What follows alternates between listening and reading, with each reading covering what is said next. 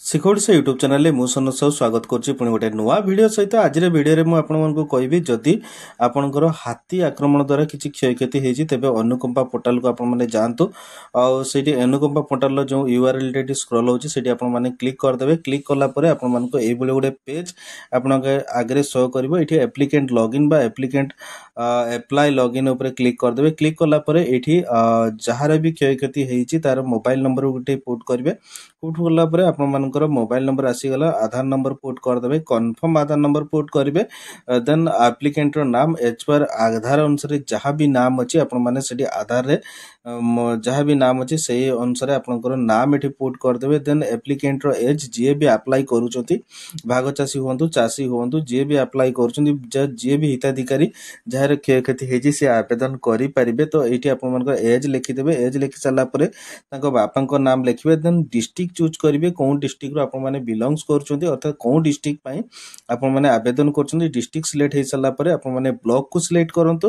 Block select ହେଇସାରିଲା ପରେ ଆପଣଙ୍କର ଜିପି ବା ଗ୍ରାମ ପଞ୍ଚାୟତକୁ ସିଲେକ୍ଟ କରିବେ। ସିଲେକ୍ଟ କଲା ପରେ ଆପଣଙ୍କର ଭିଲେଜ, ମନେ ରଖନ୍ତୁ ରେଭିନ୍ୟୁ ଭିଲେଜ ଶୋ କରିବ, ଯେଉଁଟା ବି ଆପଣଙ୍କର ରାଜସ୍ୱ ଭିଲେଜ ସେଇଟା ଶୋ କରିବ। ଦେନ୍ ଏଇଠି ଆପଣମାନଙ୍କୁ ଆଧାରର PDF କପି ଏଠି ଆପଣଙ୍କୁ ସ୍କାନ୍ କରିକି ଦେବା ପାଇଁ ପଡ଼ିବ। ଆଧାରର PDF କପି ଆପଣମାନେ ଏମିତି ନର୍ମାଲି ସ୍କାନ୍ କରିଦେବେ। ଦେଖନ୍ତୁ 100-150 DPIରେ ଆପଣ ସ୍କାନ୍ କରିପାରିବେ କିମ୍ବା 100 DPIରେ ଆପଣମାନେ ସ୍କାନ୍ କରିଦେବେ। ଦେଖନ୍ତୁ ଫୁଲ୍ ଭିଡ଼ିଓ ମୁଁ ଆପଣମାନଙ୍କୁ ଅପଲୋଡ଼ କରିଥାଏ, ସେଥିପାଇଁ ଭିଡ଼ିଓ ଲଙ୍ଗ ହେଇଥାଏ। ତ ଯେଉଁମାନେ ଭିଡ଼ିଓକୁ ବର୍ତ୍ତମାନ ସୁଦ୍ଧା ଲାଇକ୍ ସେୟାର ସବସ୍କ୍ରାଇବ୍ କରିନାହାନ୍ତି, ନିଶ୍ଚିତ ଭାବରେ ଲାଇକ୍ ସେୟାର ସବସ୍କ୍ରାଇବ୍ କରିଦିଅନ୍ତୁ ଆଉ ସେୟାର କରିଦିଅନ୍ତୁ, କାହିଁକିନା ସେଇଟା ବହୁତ ହି କାମରେ ଲାଗିବ। ଆପଣମାନଙ୍କ ଯଦି କାମରେ ନ ଲାଗିକି ଆଉ କାହା ପାଖରେ ବି କାମରେ ଲାଗିପାରିବ, ତେଣୁକରି ଆପଣମାନେ ସେୟାର କରିଦିଅନ୍ତୁ। ଆଉ ନୂଆ କରି ଚ୍ୟାନେଲକୁ ଆସିଥିଲେ ନିଶ୍ଚିତ ଭାବରେ ସବସ୍କ୍ରାଇବ୍ ବଟନକୁ କ୍ଲିକ୍ କରନ୍ତୁ ଏବଂ ବେଲ୍ ଆଇକନକୁ ପ୍ରେସ୍ କରିକି ରଖନ୍ତୁ। ଦେନ୍ ଏଇଠି ଆପଣମାନଙ୍କୁ ଗୋଟେ PDF କପି ଜେନେରେଟ୍ ହେଇଗଲା, ତାକୁ ରିନେମ୍ କରିଦେଉଛି। ରିନେମ୍ କରିସାରିଲା ପରେ ସେଇଠି ବାସ୍ ସେଇଠି ଅପଲୋଡ଼ କରିଦେବାର ଅଛି। ଦେନ୍ ଏଇଠି ଆପଣମାନେ ସର୍ଚ୍ଚ କରିବି ଯେଉଁଠି ଆପଣ ଫାଇଲ୍ ରଖିଥିବେ ସେଇଠି ଆପଣମାନେ ତାକୁ ଯାଇକି ତାକୁ ଅପଲୋଡ଼ କରିଦେବେ। ଅପଲୋଡ଼ କରିସାରିଲା ପରେ ଆପଣମାନେ ନେକ୍ସଟ ବଟନ୍ ଉପରେ କ୍ଲିକ୍ କରିବେ। ନେକ୍ସଟ ବଟନ୍ ଉପରେ କ୍ଲିକ୍ କରିସାରିଲା ପରେ ଏଇଠି ଆପଣଙ୍କୁ ବ୍ୟାଙ୍କ ଆକାଉଣ୍ଟ ଦେବାର ଅଛି। ଆପଣମାନଙ୍କର ବ୍ୟାଙ୍କ ଆକାଉଣ୍ଟରେ ଯେକୌଣସି ନ୍ୟାସନାଲାଇଜ୍ ବ୍ୟାଙ୍କରେ ଆପଣଙ୍କର ଖାତା ଯଦି ଅଛି ତେବେ ଏଠି ବ୍ୟାଙ୍କ ଆକାଉଣ୍ଟ ନମ୍ବର ଦିଅନ୍ତୁ। ପୁଣି ଯେଉଁ ଆକାଉଣ୍ଟ ନମ୍ବର ଦେଲେ ସେ ଆକାଉଣ୍ଟ ନମ୍ବରକୁ କନଫର୍ମ ଆକାଉଣ୍ଟ ନମ୍ବର ପୁଟ୍ କରନ୍ତୁ। ଦେନ୍ IFSC କୋଡ୍, ବ୍ୟାଙ୍କର IFSC କୋଡ୍ ଆପଣମାନଙ୍କ ବ୍ୟାଙ୍କ ଖାତାରେ ହିଁ ଲେଖାଯାଇଥିବ।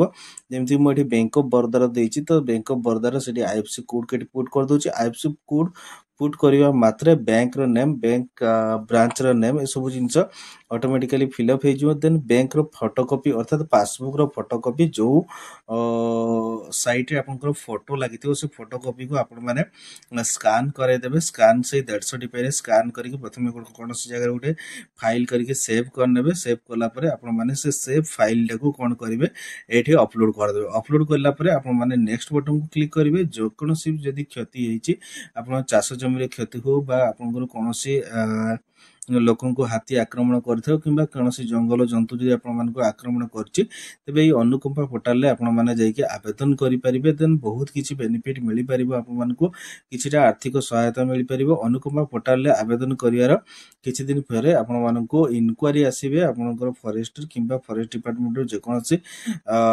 ଅଧିକାରୀ ଆସିକି ଆପଣଙ୍କର ଜମି ବା ଯେକୌଣସି ଯେଉଁଠି ଆପଣଙ୍କର କ୍ଷୟକ୍ଷତି କରିଛନ୍ତି ଜଙ୍ଗଲ ଜନ୍ତୁ ସେଠି ଆପଣମାନଙ୍କୁ ଦେଖିବା ପାଇଁ ପଡ଼ିବ। ଇନକ୍ୱାରି ରିପୋର୍ଟ ହେଇସାରିଲା ପରେ ଆପଣଙ୍କ ବ୍ୟାଙ୍କ ଆକାଉଣ୍ଟ ଦେଇଥିବା ବ୍ୟାଙ୍କ ଆକାଉଣ୍ଟରେ ଆପଣମାନଙ୍କର ପଇସା ଆସିବ। ଦେନ୍ ଏଇଠି ଡ୍ୟାମେଜ୍ ଟାଇପ୍, ମାନେ କେଉଁ ଡ୍ୟାମେଜ୍ ଟାଇପ୍ କେମିତି କ'ଣ ମାରିବେ, ଦେଖନ୍ତୁ ଯେହେତୁ ମୋର କ୍ରପ୍ ଡ୍ୟାମେଜ୍ ହେଇଛି ତେଣୁକରି ଫସଲ ନଷ୍ଟ ହେଇଥିବ, କ୍ରପ୍ ଡ୍ୟାମେଜ୍ ଉପରେ କ୍ଲିକ୍ କରିବେ।